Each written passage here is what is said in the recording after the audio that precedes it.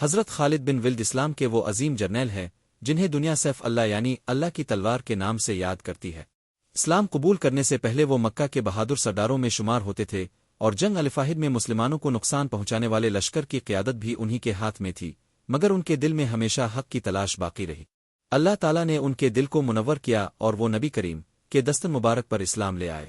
قبول اسلام کے بعد حضرت خالد نے اپنی تمام زندگی اللہ کے دین کی خاطر جہاد اور فتوحات میں گزار دی۔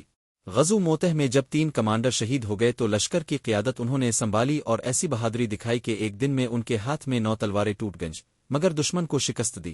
اسی موقع پر نبی کریم نے انہیں سیف اللہ کا لقب عطا فرمایا۔